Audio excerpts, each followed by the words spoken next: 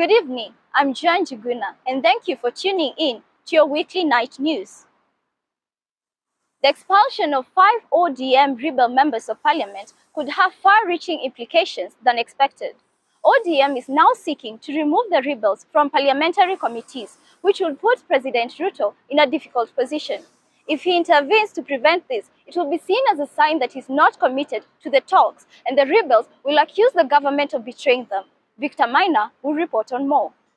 The political negotiations to solve the 2022 post-election crisis have listed fidelity to political parties and the law on multi-party democracy as a key issue to discussion. The expulsion of the ODM rebels could therefore undermine the talks.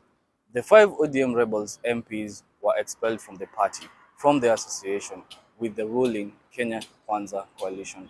ODM claims that rebels were delaying the opposition. The rebels, however, that they were expelled for seeking development from the government. They also accuse ODM leader Raila Odinga of uncertainty in the crisis talks with President Ruto. The expulsion of the 5 ODM rebel MPs has ongoing crisis talks between President Ruto and opposition leader Raila Odinga in jeopardy. Both sides have said that development has a bearing on the dialogue. It remains to be seen how President Ruto will respond to the expulsion of the ODM member. Victor Maina reporting. Police in Nairobi have identified a female suspect in the murder of Nairobi Hospital finance boss Eric Maigo. The suspect, a teenager from Kibra, is believed to have stabbed Maigo 25 times in the neck, chest, and face at his home in Woodley Estate. John Jerry will report on more. The suspect, who has been identified as Anne Adhiambo, alias Nat, is still on the run. Police have released images of Adhiambo and are urging members of the public to come forward if they have information about her whereabouts. Police have also recovered the clothes that Adhiambo is believed to have been wearing when she committed the murder. The clothes were found in a semi-permanent shack in Bobolulu village, deep inside the sprawling Kibra settlement. The motive for the murder is still under investigation.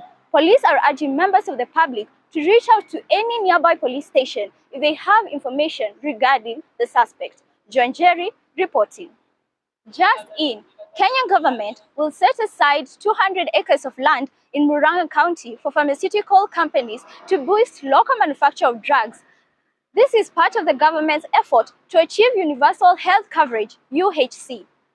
Shadrach will report on more. President William Ruto made the announcement at the Africa 2023 Manufacturing Expo in Nairobi. He said the land will be furnished with relevant infrastructure and the government will provide fiscal incentives to attract investors. Kenya is a major importer of pharmaceutical products, with India being the largest seller of the products to Kenya, followed by the US and Pakistan.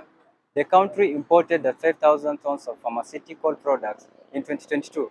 The government hopes that the local manufacturing of pharmaceutical products will shorten the time it takes for drugs to be made available in health facilities and reduce the country's reliance on imports. President Ruto also said that the government will put in on tariffs pharmaceutical local import to shield local manufacturing from cheap imports. The government's move has been welcomed by the pharmaceutical industry, but some experts have warned that tariffs on key drugs could worsen the already rising cost of health products and make access to quality healthcare more difficult for Kenyans. Shadrach Hashi reporting. Today in business, the United States has announced a major investment in Kenya cooperatives, targeting to benefit about 500,000 members over the next 5 years. The U.S. Agency for International Development, USAID, will provide 2.9 billion Kenyan shillings in funding, which will be boosted by an extra 1.3 billion Kenyan shillings from private funders from both Kenya and America. John Jerry will talk on more. The investment will focus on 4 key areas, which are improving cattle cooperatives by improving breed genetics to increase milk production, modernizing SACCOs through climate-smart loans, development of digital management technologies, and supporting cooperative apex bodies, reducing youth unemployment in urban and rural areas by developing youth worker cooperative knowledge products, unlocking 6.6 billion in small and medium enterprise loans. The U.S. investment is part of the Cooperative Development Program, CDP, which is USAID's program for cooperatives in Kenya. USAID said the funding will help to address some of the key challenges facing the cooperative sector in Kenya. Joan Jerry reports. In today's sports news, World Marathon record holder Kelvin Kiptum has been nominated for the 2023 World Athlete of the Year award. Kiptum broke the world record in Chicago last week, becoming the first man to run a marathon in under 2 hours and 1 minute. Evelyn Carter will report on more. Kiptum is one of 11 nominees for the award, which is voted on by fans and a panel of experts. Other nominees include reigning world 100 meters and 200 meters champion Noah Lyles of the United States and world champion El Bakari Morocco 300 meters steeplechase winner and Mono Duplantis Sweden pole vault winner. Kiptum's nomination is a statement to his incredible performance in 2023. He also won the London Marathon in April, becoming the second fastest man in history over the distance.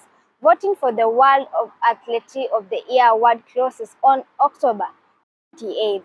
Fans can vote online via World Athlete social media. Evelyn Carter,